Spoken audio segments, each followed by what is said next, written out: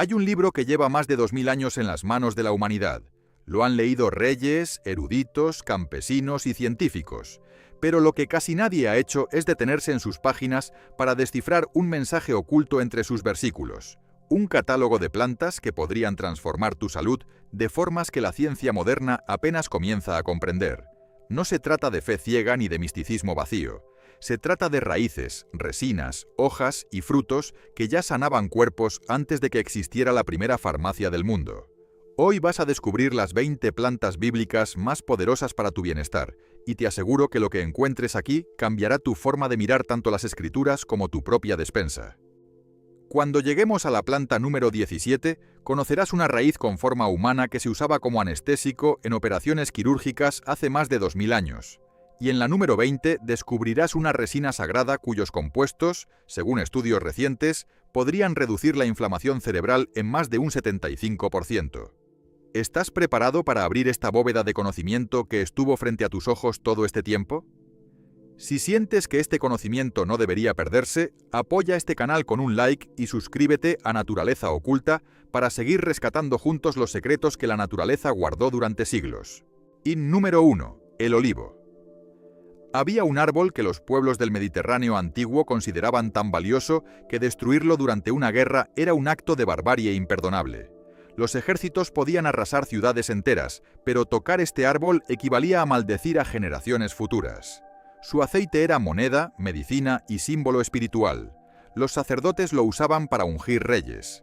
Los médicos egipcios lo aplicaban sobre heridas que no cerraban. Pero hay un detalle que casi nadie conoce.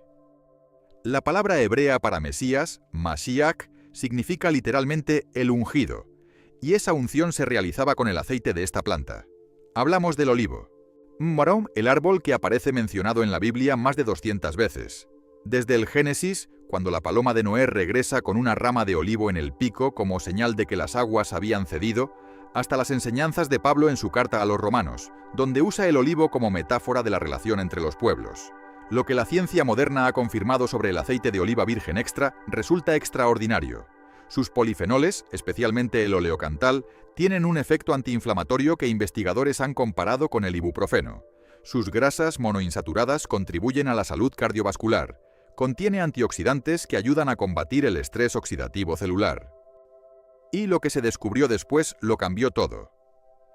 Comunidades mediterráneas donde el consumo de aceite de oliva es alto presentan tasas notablemente menores de enfermedades cardíacas. Un árbol milenario que ya aparecía en las escrituras como símbolo de sanación y que hoy la ciencia respalda con datos concretos. Pero si el olivo te parece impresionante, espera a conocer el siguiente árbol bíblico, porque su fruto fue utilizado directamente como cataplasma curativa en un episodio bíblico que involucra a un rey enfermo. Número 2. La higuera.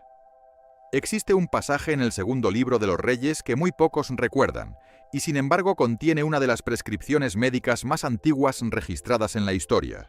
Un rey estaba gravemente enfermo, con un forúnculo que amenazaba su vida.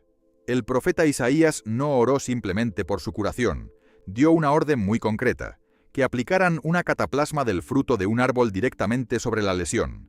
El resultado, según el relato bíblico, fue la recuperación completa del monarca.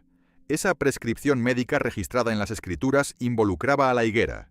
Sus frutos, los higos, aparecen a lo largo de toda la Biblia como símbolo de prosperidad y abundancia. Jesús mismo utilizó la parábola de la higuera estéril como una de sus enseñanzas fundamentales. Pero más allá del simbolismo, los higos son una fuente concentrada de nutrientes que la tradición conocía y la ciencia ha ido confirmando. Contienen potasio en cantidades considerables, un mineral esencial para la regulación de la presión arterial. Son ricos en fibra dietética, lo que favorece el tránsito intestinal y la salud digestiva. Sus compuestos fenólicos tienen actividad antioxidante documentada, y los registros antiguos mencionan algo inquietante.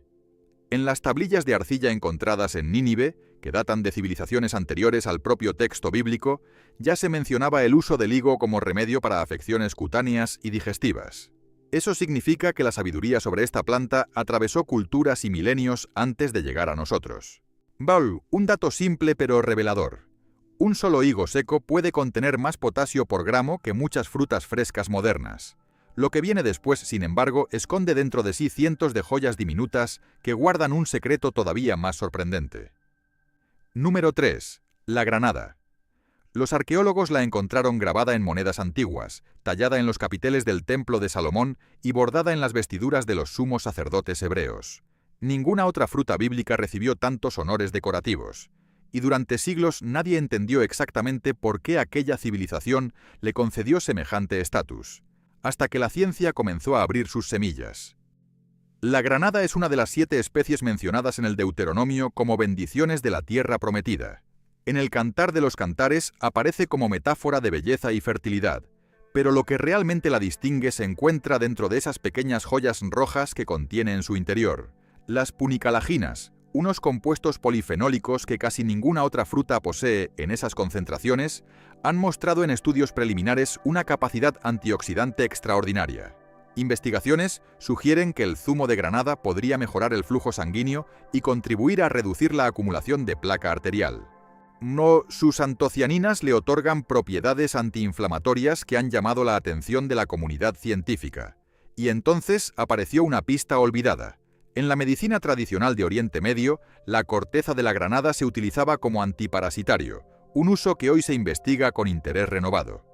Una sola granada puede contener más de 600 semillas, y cada una de ellas es un pequeño depósito de compuestos bioactivos. La tradición rabínica sostenía que contenía exactamente 613 semillas, una por cada mandamiento de la Torá. No hay evidencia de que ese número sea exacto, pero la metáfora resulta poderosa. Y si la granada te ha impresionado por lo que esconde dentro, la siguiente planta bíblica fue tan sagrada que su jugo fermentado se convirtió en el símbolo central de una de las ceremonias más importantes de la historia. Número 4. La vid. Hay una planta cuyo jugo aparece mencionada en la Biblia más de 500 veces si contamos todas las referencias al vino, la viña, los viñedos y sus frutos. Ninguna otra planta se acerca a esa cifra. Todo Israel fue llamado en las Escrituras la viña del Señor. Noé fue, según el Génesis, el primer agricultor en plantar una. Jesús la usó como metáfora de su relación con sus discípulos, y su jugo fermentado se convirtió en el elemento central de la última cena. Hablamos de la vid y de la uva. Pero hay un detalle que casi nadie conoce fuera del mundo de la nutrición. La piel de la uva, esa fina capa que muchas personas descartan, contiene una de las moléculas más estudiadas del siglo XXI. Se trata del resveratrol, un polifenol que ha generado miles de estudios por su potencial para proteger el sistema cardiovascular, su posible efecto sobre mecanismos de envejecimiento celular y su actividad antioxidante. Las semillas de uva, por su parte, contienen proantocianidinas, compuestos con una capacidad antioxidante que algunos investigadores consideran superior a la de las vitaminas C y E. En la antigüedad, el vino no era solo una bebida de celebración. Se vertía directamente sobre las heridas abiertas para prevenir infecciones, tal como se relata en la parábola del buen samaritano en el Evangelio de Lucas. Lo que aquellos pueblos antiguos hacían por intuición, la ciencia lo explica hoy. El alcohol del vino actuaba como antiséptico natural. La vid es la prueba viviente de que los textos bíblicos contenían, entre líneas, un conocimiento sobre salud que tardamos siglos en redescubrir. Pero lo que sigue a continuación es aún más fundamental, porque sin esta planta la civilización misma no habría sobrevivido. Número 5. El trigo. Hubo un sueño que cambió el destino de un imperio. El faraón de Egipto soñó con 7 espigas gruesas y 7 espigas delgadas. Y solo un prisionero hebreo llamado José fue capaz de interpretar su significado. 7 años de abundancia seguidos por 7 de hambruna. La planta protagonista de esa profecía era el trigo, y gracias a esa interpretación, Egipto almacenó grano suficiente para sobrevivir a la crisis y convertirse en la potencia que conocemos. El trigo aparece en la Biblia desde el Génesis hasta el Apocalipsis. Es uno de los cultivos más antiguos domesticados por la humanidad. Pero más allá de su papel como alimento básico, el trigo integral guarda en su germen y su salvado un perfil nutricional que merece atención. Contiene vitaminas del grupo B, esenciales para el metabolismo energético. Es fuente de minerales como el zinc, el magnesio y el selenio. Su fibra insoluble favorece la salud digestiva y la regularidad intestinal. Y lo que se descubrió después lo cambió todo. El profeta Ezequiel recibió instrucciones divinas para preparar un pan específico con trigo, cebada, habas, lentejas, mijo y espelta, una combinación que nutricionistas modernos han analizado y que resulta ser un perfil proteico notablemente completo, con aminoácidos complementarios que pocas culturas antiguas lograron combinar con tanta precisión. ¿Casualidad o conocimiento perdido?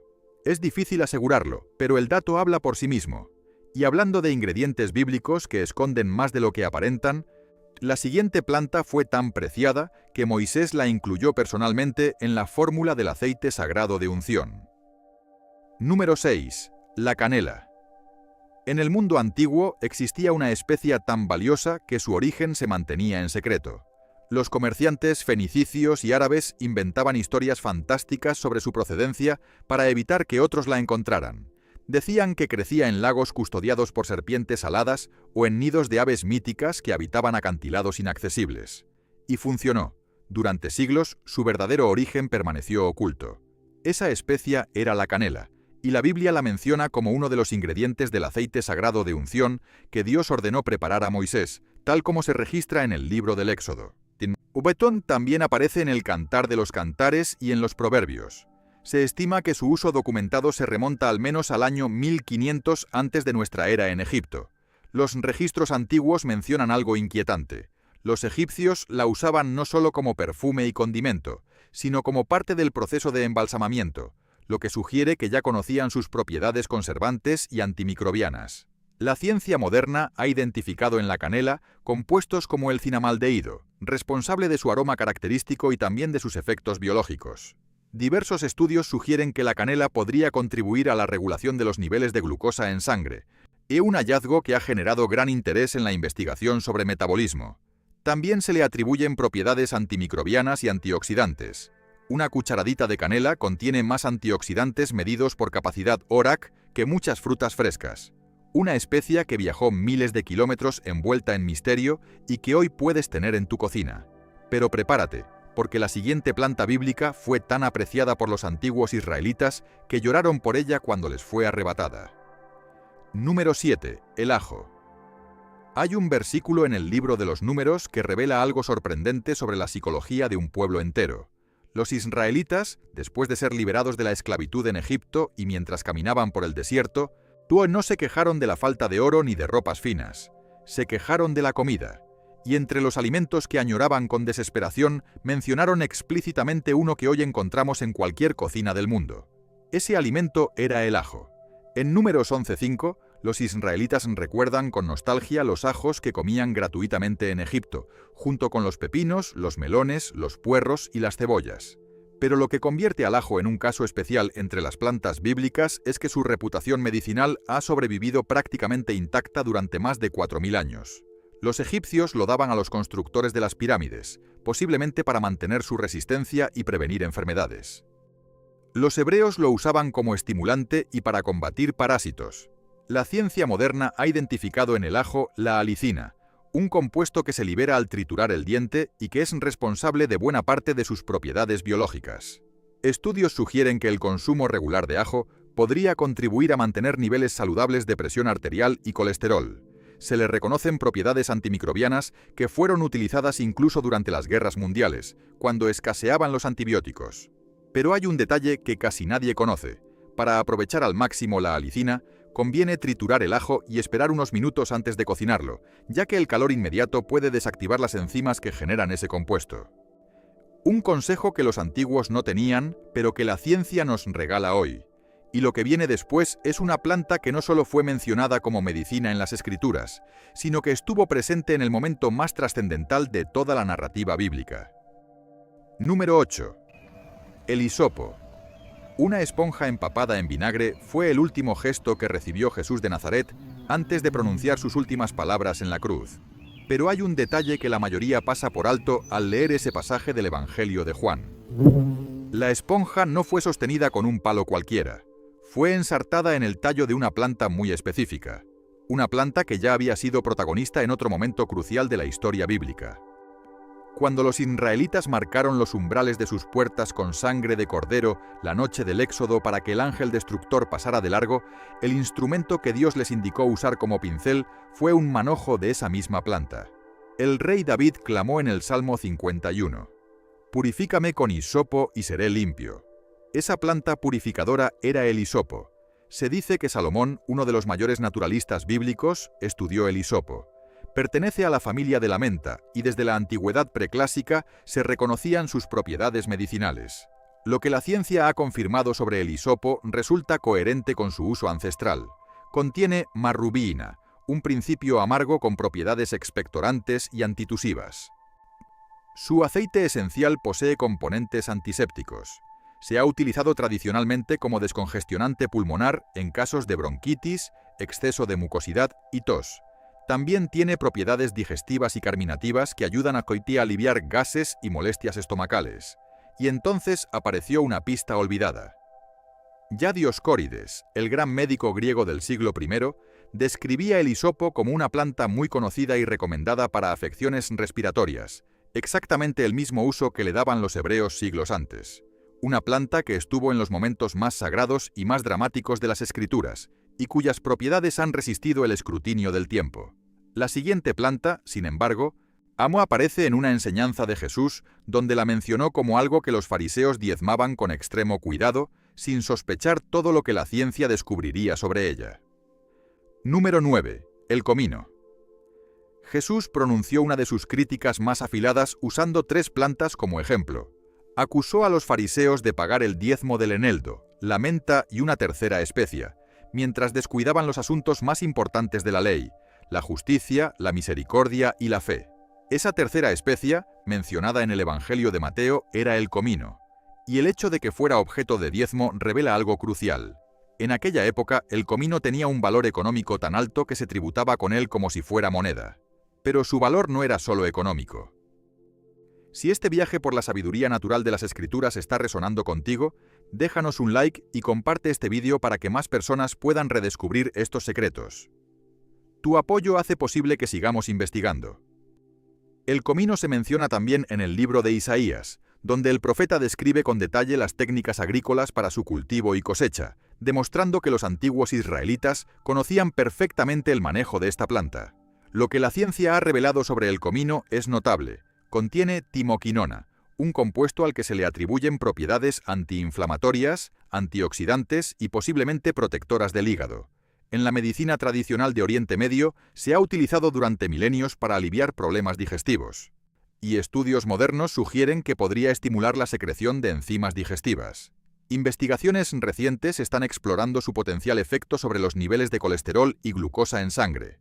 Un dato revelador: el comino negro, una variedad emparentada, ha generado tal interés científico que se le han dedicado cientos de estudios en las últimas décadas.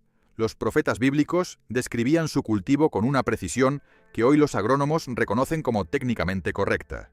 Y si el comino te sorprende por lo que esconde en sus diminutas semillas, la siguiente planta bíblica fue usada para envolver el cuerpo de un hombre cuya historia dividió el calendario de la humanidad. Número 10. El áloe. Cuando Jesús de Nazaret fue bajado de la cruz, 2 hombres se encargaron de preparar su cuerpo para la sepultura. El Evangelio de Juan registra que Nicodemo trajo una mezcla de mirra y áloe, en una cantidad que el texto describe como de unas 100 libras romanas, una cifra extraordinaria que algunos historiadores interpretan como una muestra del profundo respeto que sentían por él. Pero el áloe no solo aparece en el Nuevo Testamento. En el Cantar de los Cantares se menciona entre las fragancias más preciadas. En los Salmos y en los Proverbios aparece como símbolo de cuidado. Y los registros antiguos mencionan algo inquietante.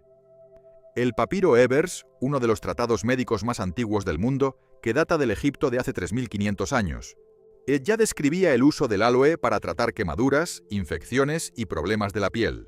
La planta a la que nos referimos es el áloe, probablemente aloe vera o una especie emparentada.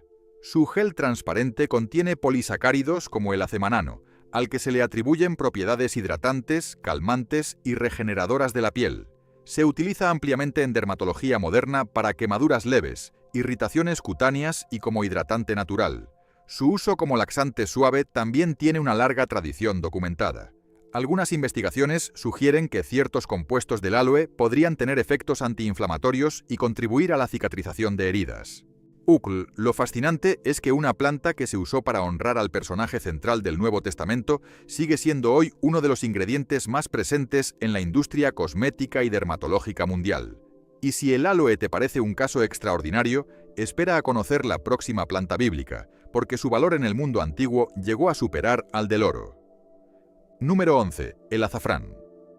En la antigüedad existía una especia cuyo peso en oro era literalmente comparable. Se necesitaban más de 150.000 flores para obtener un solo kilogramo de producto utilizable, y cada flor debía ser cosechada a mano, al amanecer, antes de que el sol la deteriorara. Esa operación convertía a esta especia en una de las más caras del mundo antiguo, de un estatus que mantiene hasta hoy. El Cantar de los Cantares la menciona por su nombre hebreo, carcom, entre las especias más valiosas del jardín del amado. Hablamos del azafrán, obtenido de los estigmas del Crocus sativus. En las civilizaciones bíblicas se usaba como condimento, como perfume, como tinte y como medicina. Los antiguos mesopotámicos lo empleaban en remedios para diversas dolencias. Cleopatra, según relatos históricos, lo añadía a sus baños. Los fenicios lo comerciaban por toda la cuenca mediterránea. Lo que la ciencia ha encontrado en el azafrán resulta fascinante. Contiene crocina y safranal, y compuestos a los que se les atribuyen propiedades antioxidantes y posibles efectos sobre el estado de ánimo. Varios estudios clínicos han explorado su potencial como coadyuvante en el manejo de síntomas leves de ansiedad y estados depresivos, con resultados prometedores. También se investigan sus posibles propiedades neuroprotectoras, una especia que el rey Salomón incluyó en su poema de amor más famoso y que hoy investigan laboratorios de neurociencia de todo el mundo. Pero lo que se descubrió después lo cambió todo, porque la siguiente planta bíblica protagonizó una de las enseñanzas más célebres de Jesús, y lo hizo siendo la semilla más pequeña del jardín. Número 12. La mostaza. Jesús escogió algo diminuto para explicar algo inmenso. Tomó una semilla tan pequeña que apenas se distinguía entre los dedos y la convirtió en una de las metáforas más recordadas de la historia. Dijo que el reino de los cielos era semejante a un grano de mostaza que un hombre tomó y sembró en su campo, y aunque es la más pequeña de todas las semillas, cuando crece se convierte en un árbol donde las aves del cielo hacen nido. Esa semilla era la de mostaza, y más allá de su poder simbólico, guarda dentro de sí un arsenal de compuestos que la medicina tradicional de múltiples culturas ha reconocido durante milenios. En la antigua Mesopotamia ya se empleaban las semillas de mostaza para tratar la indigestión y la hinchazón. La medicina tradicional china las utilizaba para problemas respiratorios. Los griegos las aplicaban en cataplasmas para aliviar dolores musculares. Lo que la ciencia ha identificado en la mostaza incluye glucosinolatos, compuestos que al descomponerse generan isotiocianatos, moléculas con propiedades que se investigan por su potencial antiinflamatorio y posiblemente anticancerígeno. Las semillas de mostaza son además una fuente notable de selenio, un oligoelemento con función antioxidante y de ácidos grasos omega 3. Un dato que pocos conocen: la cataplasma de mostaza fue un remedio habitual en la Europa rural hasta el siglo XX para aliviar congestiones pulmonares y dolores reumáticos. De la semilla más pequeña del huerto a una de las plantas con mayor cantidad de compuestos bioactivos estudiados. La siguiente planta, sin embargo, fue criticada por Jesús de una manera que revela un dato botánico sorprendente. Número 13. La menta. En aquella misma enseñanza donde Jesús mencionó el comino, nombró también a la menta. Los fariseos separaban con precisión milimétrica la 10ª parte de sus hojas de menta para entregarla como diezmo al templo. Lo que resulta notable es que ese gesto demuestra que la menta se cultivaba de forma tan extendida y se valoraba lo suficiente como para ser incluida en las obligaciones religiosas. Pero hay un detalle que casi nadie conoce. La menta es una de las pocas plantas que se ha utilizado como remedio digestivo de forma continua y documentada durante más de 3000 años sin que su reputación haya decaído ni un solo siglo. Los papiros egipcios ya la mencionaban. Hipócrates la recomendaba. Los monjes medievales la cultivaban. Y hoy sigue siendo uno de los ingredientes más presentes en infusiones digestivas de todo el mundo.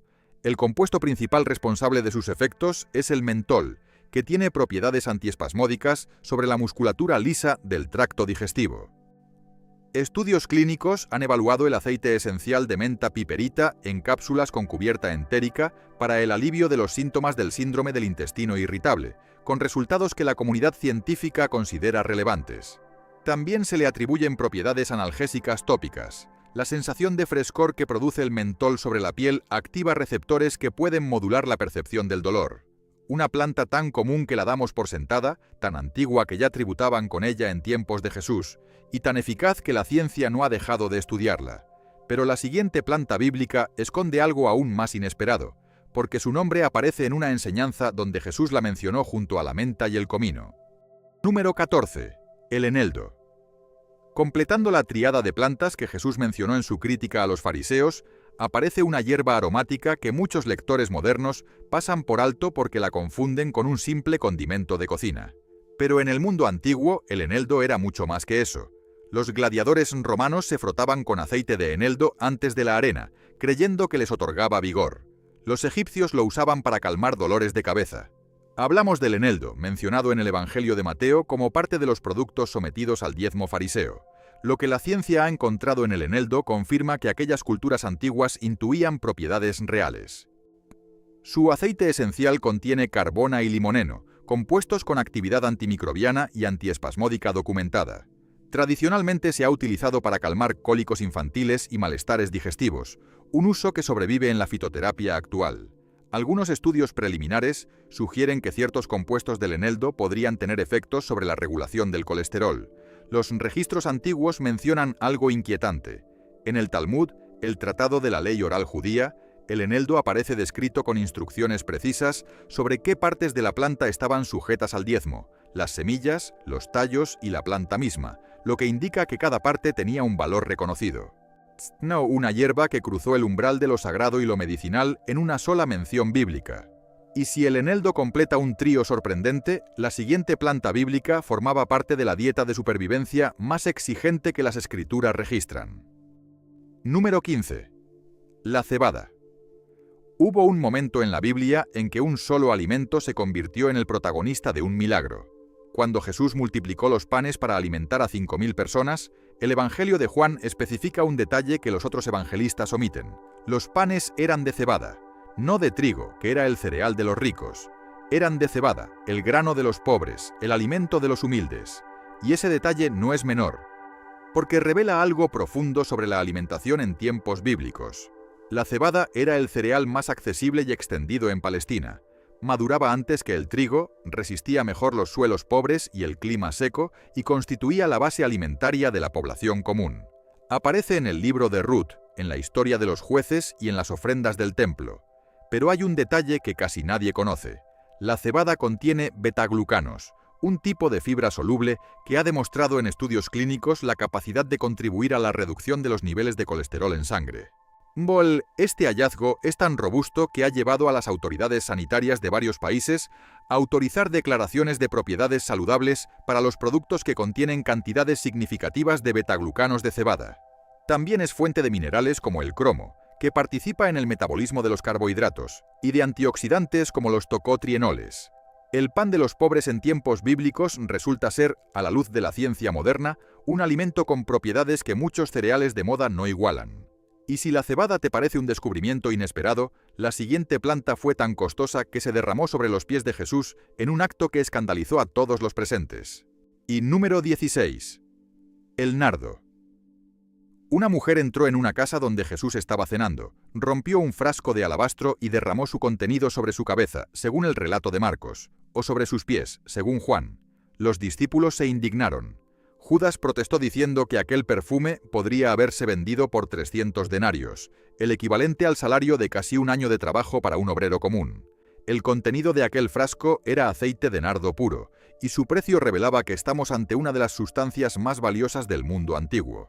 El nardo proviene de la planta Nardostachys yatamansi, originaria del Himalaya. Su aceite se obtenía de las raíces y rizomas, y tenía que recorrer miles de kilómetros por las rutas comerciales para llegar a Palestina. El Cantar de los Cantares lo menciona entre las fragancias más selectas. Pero más allá de su aroma, la medicina tradicional ayurvédica ha utilizado el nardo durante siglos como sedante natural, para calmar la ansiedad y favorecer el sueño. Investigaciones modernas han identificado en el nardo compuestos como el jatamansinol y el nardol, a los que se les atribuyen propiedades ansiolíticas y posiblemente neuroprotectoras. Algunos estudios en modelos experimentales sugieren que ciertos extractos de nardo podrían tener efecto protector sobre tejidos cerebrales sometidos a estrés oxidativo. Y entonces apareció una pista olvidada. El nardo era tan apreciado que los romanos lo utilizaban en sus banquetes más exclusivos, y Plinio el Viejo dedicó páginas enteras a describirlo en su Historia Natural, una planta que viajó desde el techo del mundo para protagonizar uno de los gestos más conmovedores de los evangelios. Pero lo que viene a continuación supera toda expectativa, porque la siguiente planta bíblica tiene una raíz con forma humana, y fue protagonista de una de las historias más misteriosas del Génesis. Número 17. La mandrágora. En algún campo de trigo de la antigua Palestina, un niño llamado Rubén encontró algo entre la tierra que cambiaría la historia de su familia. Lo llevó a su madre Lea, y cuando su tía Raquel lo vio, lo deseó con tanta intensidad que ofreció a cambio algo que cualquier esposa consideraría impensable: ceder a su marido por una noche. ¿Qué pudo ser tan valioso como para provocar semejante intercambio? El Génesis lo registra con una sola palabra hebrea, dudaim, y la tradición la identifica como la mandrágora, una planta cuya raíz tiene una forma que ha inquietado a la humanidad durante milenios. Se parece a un cuerpo humano. Esa semejanza antropomórfica despertó supersticiones en todas las civilizaciones que la conocieron. Los griegos la consagraron a Afrodita. Los medievales creían que gritaba al ser arrancada de la tierra y que su alarido podía matar. Pero lo que se descubrió después lo cambió todo. La mandrágora contiene alcaloides tropánicos, como la atropina y la escopolamina, sustancias poderosamente activas sobre el sistema nervioso. Esos compuestos tienen efectos sedantes, narcóticos y alucinógenos. Lo que resulta verdaderamente asombroso es que en el siglo I, el médico griego Dioscórides ya describía el uso de un vino de mandrágora como anestésico para operaciones quirúrgicas. Plinio recomendaba masticar un trozo de su raíz antes de someterse a una intervención. Los árabes perfeccionaron la técnica creando la espongia somnífera, una esponja empapada en jugo de mandrágora y otras plantas que se acercaba al paciente para que la inhalara antes de la cirugía. Estamos hablando de una forma primitiva pero real de anestesia general, siglos antes de que la medicina occidental la desarrollara formalmente. En la Biblia, la mandrágora se asoció a la fertilidad. Raquel la buscaba para quedar embarazada. En el Cantar de los Cantares se menciona su aroma como invitación al amor. Su nombre hebreo, dudaim, deriva de la palabra dodim, que significa amor íntimo. La ciencia no ha encontrado evidencia sólida de que la mandrágora aumente la fertilidad, pero sus efectos narcóticos y psicoactivos están bien documentados. Una planta con forma humana, poder anestésico real y una historia bíblica envuelta en deseo, misterio y desesperación. Pocas plantas en la historia concentran tanto simbolismo y tanta química en una sola raíz. Y si la mandrágora te ha dejado sin palabras, la siguiente planta fue uno de los 3 regalos que unos sabios de Oriente llevaron a un recién nacido cuyo nombre dividiría la historia. Número 18. La mirra. 3 hombres recorrieron cientos de kilómetros guiados por una estrella.